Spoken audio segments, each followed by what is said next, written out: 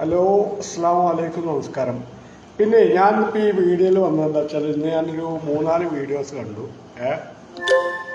ഒന്ന് അൻവറിൻ്റെ ആയിരുന്നു, അത് ഞാൻ തീരുമാനിച്ചുറപ്പിച്ചതിനാണ്. പിന്നെ വേറെ 2-3 അപ്പോൾ ഞാൻ യൂട്യൂബിൽ ഇങ്ങനെ ഇതാക്കിക്കൊണ്ട് നിൽക്കുമ്പോൾ എനിക്ക് സജഷൻ വീഡിയോ ആയിട്ട് വന്നു. ഒന്ന് ഷൈൻ ടീച്ചറിൻ്റെ ആയിരുന്നു, പിന്നൊന്ന് പിണറായി വിജയൻ്റെ ആയിരുന്നു, നമ്മളെ കേരള മുഖ്യൻ. അപ്പം എന്താ വെച്ചാൽ അതിലൊക്കെ ഈ ഒരു ബക്കറ്റിൻ്റെ കഥയും കടൽ വെള്ളത്തിൻ്റെ കഥയൊക്കെ പറയുന്നുണ്ട്.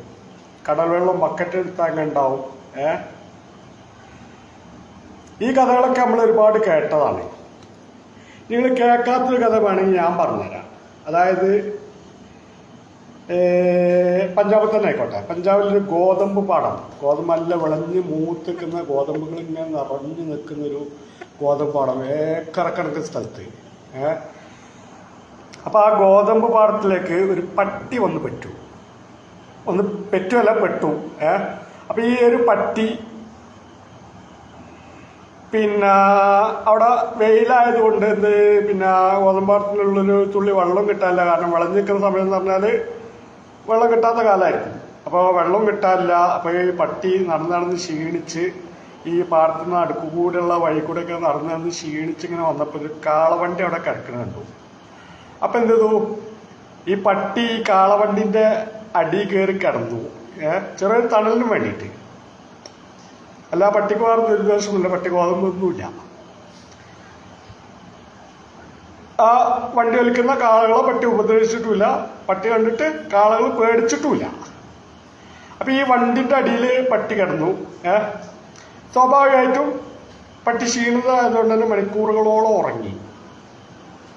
അപ്പോൾ ഉറങ്ങിക്കഴിഞ്ഞപ്പോൾ പിന്നെ 1-2 മണിക്കൂർ കഴിഞ്ഞപ്പോൾ ഈ വണ്ടിക്കാരൻ വന്നിട്ട് ഈ വണ്ടി കൊണ്ട് മുന്നോട്ട് പോയി കാളകളെ അടിച്ചു, ചാട്ട കൊണ്ട് അടിച്ചു. കാളകൾ മുന്നോട്ട് പോയി.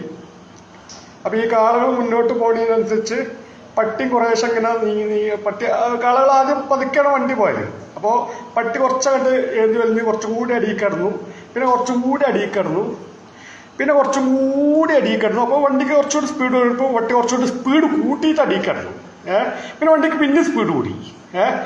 പിന്നെ പട്ടിക്ക് നിൽക്കാൻ വയ്യ, കാരണം പട്ടിക്ക് ഓടിയേ പറ്റുള്ളൂ. കാരണം പട്ടി വിചാരിച്ചെന്താ വെച്ചാൽ ഈ വണ്ടിയും കാളകളൊക്കെ ഏറ്റിക്കൊണ്ട് പോയതിന് ഞാനാണ്.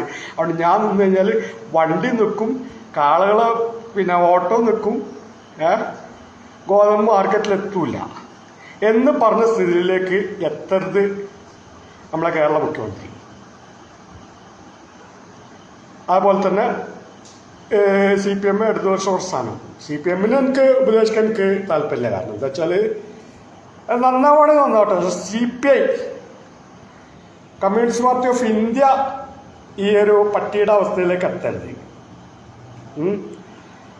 പിന്നെ നമ്മളെ മുഖ്യമന്ത്രി പിണറായി വിജയനോടുള്ള ഒരു ഉപമ എന്ന് പറഞ്ഞു കഴിഞ്ഞാൽ, നിങ്ങൾ ഉപ കൊണ്ട് പറഞ്ഞ ആളല്ലേ, ബക്കറ്റിലെ വെള്ളവും കടലിലെ വെള്ളമൊക്കെ ഉപ കൊണ്ട് പറഞ്ഞ ആളല്ലേ. അപ്പോൾ ഞാൻ അതിനൊരു ഉപമ പറഞ്ഞില്ല. അത് നമ്മൾ പീടി നോക്കി മുന്തിരി മേടിക്കും, മുന്തിരിക്കൊല തൂക്കിയിട്ട് 1 കിലോന് ഇപ്പോൾ 60 രൂപ ഉണ്ട് തോന്നുന്നു.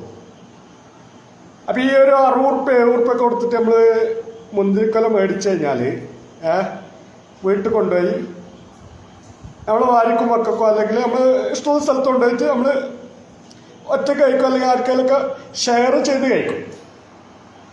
അപ്പം അങ്ങനെ ഈ മുന്തിരി തിന്നു കഴിഞ്ഞാൽ മുന്തിരിൻ്റെ ബാക്കി വരുന്ന സാധനമുണ്ട്. ഏത്? മുന്തിരിൻ്റെ കൊല പറഞ്ഞ സാധനം. കൊല അത് മുന്തിരി ഇല്ലാത്ത കൊല, കാലിക്കൊല, ബായക്കൊല എന്നൊക്കെ പറഞ്ഞ മാതിരി. അപ്പം ഈ ഒരു മുന്തിരിൻ്റെ ഒരു കാലിക്കൊല നമ്മൾ അതേപോലെ തന്നെ മുന്തിരി മേടിച്ച അതേ വില കൊടുത്തിട്ടാണ് ഈ കൊലയും മേടിക്കുന്നത്. പക്ഷെ ഈ കൊലക്ക് കിലോക്ക് 70 രൂപ വില ഉണ്ടെങ്കിലും നമുക്ക് വേസ്റ്റാണ്. കിലോക്ക് 70 രൂപ ഈ കൊലക്ക് വില ഉണ്ടെങ്കിലും നമ്മളെ സംബന്ധിച്ചിടത്തോളം അത് വേസ്റ്റാണ്. അപ്പം ഈ മുന്തിരിൻ്റെ കാലിക്കൊല ആവരുത് പിണറായി വിജയൻ.